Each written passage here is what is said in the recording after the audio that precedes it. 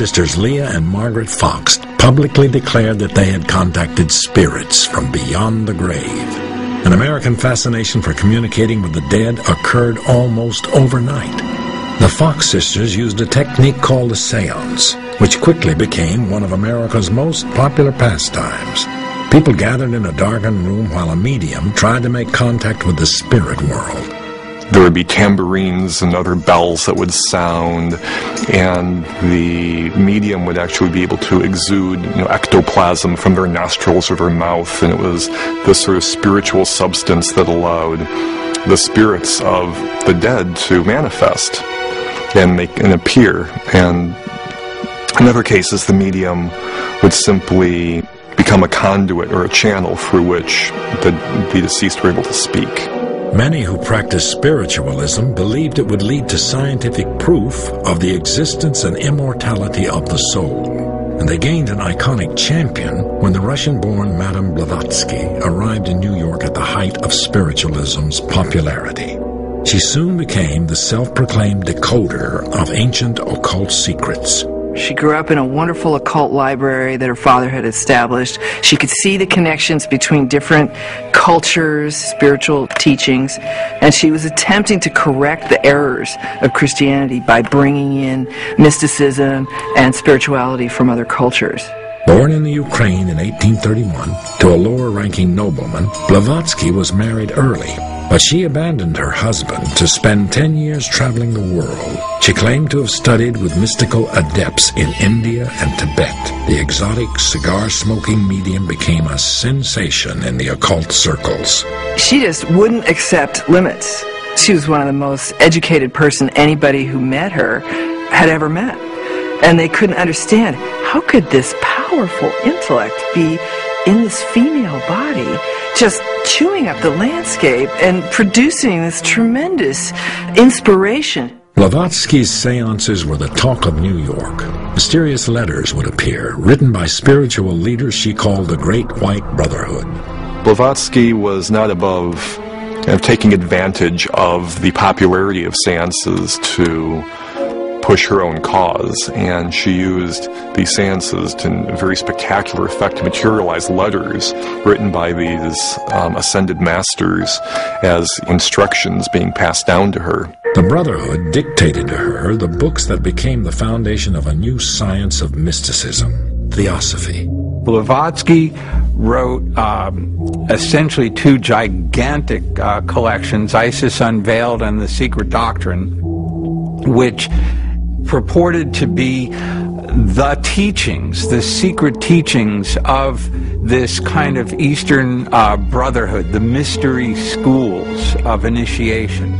And she totally altered the spiritual landscape of Western civilization by introducing those concepts. She was very much a pioneer in bringing ideas of Eastern esotericism into the West. She focused on the similarities between Christianity and Hinduism and Buddhism and other spiritual traditions, arguing that there is in fact a tradition that underlies all spiritual faiths in the world. Blavatsky regarded her work as spiritual science and made connections between recent scientific advancements and occult beliefs. Blavatsky promoted the ancient Eastern mystical view that the essential nature of the world was not matter, but energy, which foreshadowed the discoveries of modern physics. Blavatsky also revived the Eastern beliefs in reincarnation and karma. Quickly acquiring a cult following, she launched the Theosophy Society. The term Theosophy, which Blavatsky coined, really comes from two words. They're of Greek origin. One is theos, which means God, and Sophia, which means wisdom. So the Theosophical Society was teaching divine or sacred wisdom. The Theosophical Society spread internationally and still exists in many countries. Blavatsky was hailed by her followers as the mother of the New Age. But for all of Blavatsky's charisma, she soon fell victim to her own success. And at the time that she was becoming famous, this business of spiritualism and channeling, and especially seances where you'd call up your dead ancestors, that was going all over the Western world, and she felt like that was charlatanism. So she wanted to represent a model that stepped outside of that and spoke to the verities, the truths, the larger things. But unfortunately, in the end, she got reduced down to the very thing she was trying to fight. In 1885, Blavatsky was investigated by London's Society for Psychical Research. It concluded that her seances were rigged.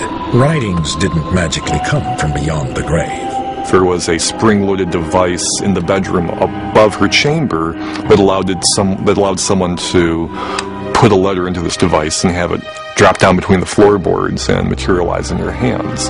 Though many devoted followers refused to abandon Theosophy, Blavatsky was now tainted with fraud. She died soon afterwards. Her followers established a new headquarters in India where Theosophy thrived. A young protege, Krishnamurti, was identified as a reincarnated master and groomed to lead the Theosophy Society into the 20th century. Blavatsky's synthesis of Eastern and Western spirituality broke new ground in occultism. A man described by newspapers as the most wickedest man alive claimed he had penetrated even deeper into mysteries. Born in 1875, Aleister Crowley was raised in a strict religious household. His mother nicknamed him the Beast from the Book of Revelation. It was a title he embraced his entire life. He identified himself as the Antichrist, as the force that would take away this terrible Christian program which had so warped his childhood. Crowley began studying the occult as a member of the Golden Dawn. The Hermetic Order of the Golden Dawn was the secret society par excellence of the Victorian age in England. It brought together, again, the knowledge that was available at that point in time. So you had tarot, and you had Kabbalah, and you had John Dee's angelic magic and Rosicrucian traditions all being melded together under a single system. The Golden Dawn attracted many of the London intelligentsia. Crowley, though, ultimately broke away from the group. He would find his own system of belief after a trip to Egypt, where his wife received a mystical signal that told him to prepare himself for a message from the gods. Heeding the call, he began spontaneously writing a book he called the Book of the Law. This book announces a new law for mankind. And in fact, it tells us that we are very emboldened and brightened spiritual entity. That in fact, we are as the gods. The Book of the Law was another synthesis of Eastern and Western spirituality. Crowley called his new system the Lema. It incorporated principles of magic that he said he had learned from ancient Egyptian and other occult sources. He became a self-proclaimed master of action at a distance, focusing the power of his intention or will to create desired effects. Aleister Crowley defined magic as the art and science of causing change to occur in conformity with the will. And his whole approach is basically to empower the practitioner to make their intentions happen, to materialize what they want to have happen in the world. The Lema's fundamental law was, "Do what thou wilt shall be the whole of the law. Love is the law. Love under will." While this may have meant pursuing a higher path for some, for others, it excused every variety of deviant behavior. Some critics claim that Crowley himself was one of its worst offenders. Crowley was practicing sexuality as a spiritual path. He reduced a great deal of symbolic teachings to their essence, which is essentially the duality or the polarity between male and female. And he experimented greatly within that sphere to understand what mysteries were contained within the sexual act. Crowley went on to start his own secret society, the Ordo Templi Orientis, and wrote numerous books about meditation and ceremonial magic. He also helped reinterpret tarot for the 20th century. The tarot is a pictorial representation of occult teachings. It's a method of going within and contacting archetypal levels within oneself, spiritual levels, and entering meditative state in which intuition is heightened, and maybe even, where you can see certain patterns developing because you're in the right state of mind. While popularized by Italian noblemen in the 1300s as playing cards, some say tarot's origins date to ancient Egypt. Over time, they acquired occult significance. Crowley developed a deck of his own, called the Book of Thoth, based on the Egyptian magic he had studied. A popular divination tool today, tarot is said to reveal information about the seeker and the questions about his future. Everything that's related in one moment of time is all connected.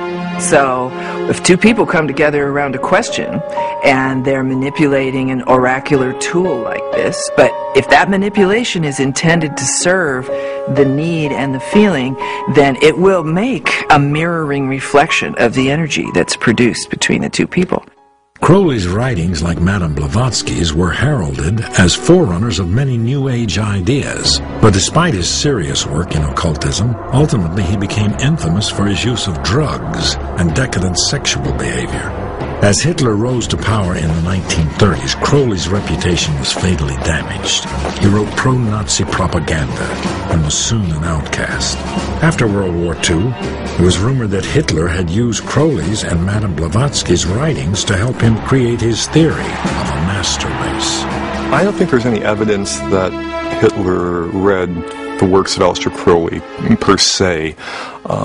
It's definitely known that Hitler and members of his regime had a very keen interest in the occult, and they adopted the trappings of occult symbolism. Ill and addicted to opium, Crowley spent his final days in a boarding house and died in 1947.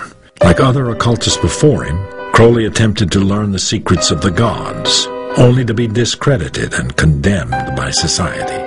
Occult practices languished on the fringes of society for most of the 20th century, but they resurfaced during the hippie movement of the 60s. Popular gurus like the Maharishi and Timothy Leary promoted altered states of consciousness that could lead to higher levels of self-awareness. Individualism became the goal of millions of young people who rejected traditional religion to find their own direct route to God. By the 1980s, New Age ideas had become mainstream. Madame Blavatsky's writings became pivotal in reinterpreting occultism for modern audiences, and even Aleister Crowley's reputation was somewhat restored. There was this boom in occult interest that resulted in Crowley being almost a pop culture icon. The Beatles put Aleister Crowley on the cover of Sgt. Pepper. You have musicians like David Bowie and Jimmy Page becoming very interested in Crowley. He experienced a renaissance, as it were, in the 60s and 70s, and has been a very popular figure ever since. Occult belief systems are now embraced by millions of New Age followers who pick and choose from their wide array of concepts to fashion their own individual brand of spirituality. Yet the occult is still often regarded with suspicion. Many of those who practice occultism describe it as a modern mystical quest. The mystical quest is the process by which a limited, time-space bound human being can transcend their background and history and come into this divinized or macrocosmic consciousness. And that is the process of becoming immortal. Leaving this physical flesh behind and being successively identified with larger and larger realms of reality. The holistic philosophy of New Age beliefs continues to grow in popularity. We're surrounded by material wealth and technology, and we feel like we've lost something.